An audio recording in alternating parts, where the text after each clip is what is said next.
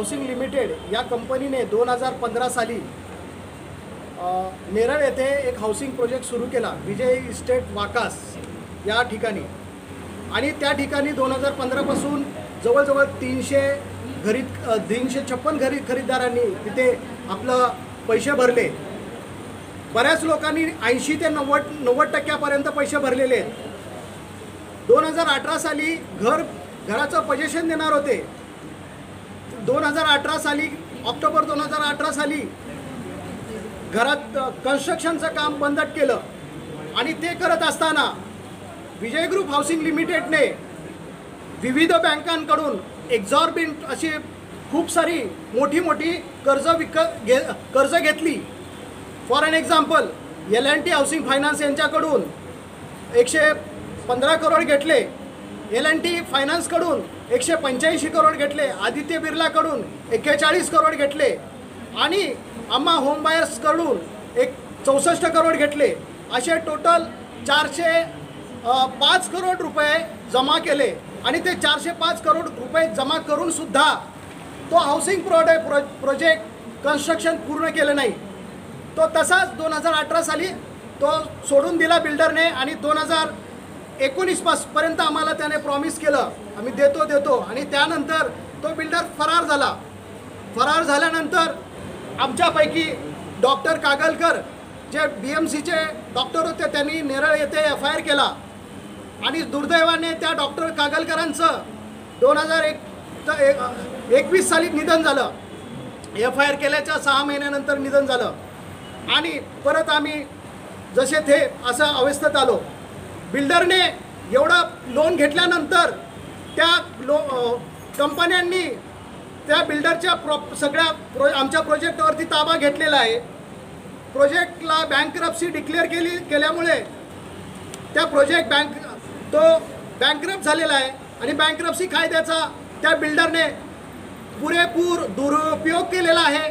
कारण की बँकरप्सी कायद्यामध्ये घोटाळा केला तरी त्या बिल्डरवरती काही कारवाई करू नये असं प्रावधान करून ठेवलेलं आहे त्या कायद्यामध्ये. परंतु आम्ही जो FIR केलेला होता तो FIR त्या बँकरप्सी कायद्याच्या मध्ये जायच्या अगोदर आम्ही तो FIR करून ठेवलेला. त्यामुळे आज या घडीला त्या बिल्डरला अरेस्ट झालेली आहे. आणि त्या आमच्या ज्या FIR खाली आमच्या कंप्लेंट खाली त्याच्यावरती कारवाई व्हायला पाहिजे अशी आमची विनंती आहे. आमची विनंती हीच आहे सरकारकडे की जो 405 करोड रुपये जे जमा करून सुद्धा आम्हाला घरं नाही मिळाली, त्या पैशाची त्या बिल्डरने कशा प्रकारे सायफनिंग केलेली ती आता तुम्हाला सांगतो. स्टारलँड रियालिटी ही त्याचीच दुसरी कंपनी, त्या कंपनीमध्ये 74.13 करोड रुपये सायफन केले. आणि ते 74 करोड रुपये विजय सुरक्षा रियालिटी ही कंपनी जी त्याचीच आहे त्या कंपनीमध्ये परत 30 करोड दिले. नंतर KNM रियालिटी आहे त्यांच्याकडे 20 करोड दिले. असे आणि बाकीच्या सर्व रिलेटेड पार्ट्यांमध्ये हे सर्व पेमेंट्स केलेले आहेत. आणि हे जे आहे महाराष्ट्रातील सगळ्यात मोठं मनी लॉन्ड्रिंगची केस आहे. ती झाली बिल्डरची स्ट्रॅटेजी. पण तुमची एकूण किती जणांची फसवणूक झालेली आहे? आणि रेरा कायदा आहे तुम्ही सर्वांनी पाहिला नव्हता का? तिथे जाऊन काही तो प्रोजेक्ट रेरामध्ये रजिस्टर्ड आहे.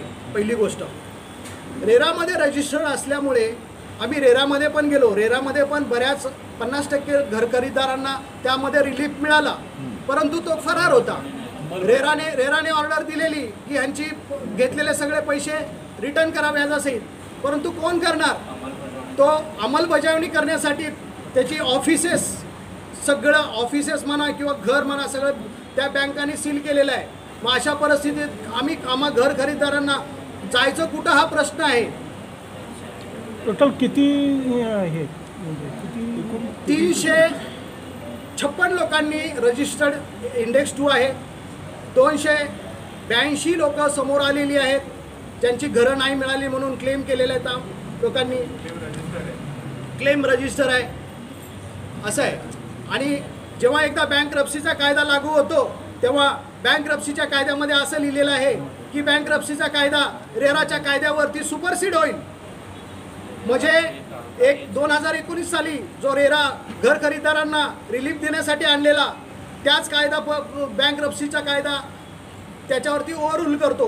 म्हणजे आम्ही घरदारांना समजत नाही आता काय करायचं आणि काय नाही, कशा प्रकारे आम्हाला घर मिळेल.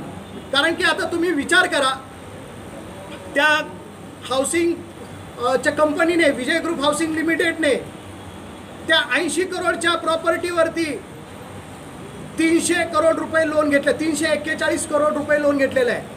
ती विकली, 10 विकली तरी तेवढे पैसे मिळणार नाही आहेत. आणि त्या बँकरप्सीच्या कायद्यामध्ये, वॉटरफॉल सिस्टममध्ये आम्हाला लिक्विडेशनमध्ये आम्हाला म्हणतात की तुम्ही पैसे मिळतील, परंतु 10 विकली ना तरी आम्हाला पैसे मिळण्याची दूर शक्यता नाही आहे. आम्हाला कुठलीही मार्ग नाही आहे. आणि आमचं म्हणणं हेच आहे सर्वांना, शासनाला, की एवढी मोठी मनी लॉन्ड्रिंगची केस झालेली आहे, त्याच्यावरती तुम्ही आतापर्यंत कारवाई का केली नाही. आणि करायची असेल, तुम्हाला माहीत नसेल तर आम्ही आता माहिती देतो, तुम्ही त्याच्यावरती कारवाई करा. आणि MPIDची केस लावून, MPID थ्रू त्या विजय ग्रुप हाऊसिंग लिमिटेडचे जेवढे प्रॉपर्टी आहे ती सीज करा, ती विका आणि खरेदीदारांना रिलीफ द्या.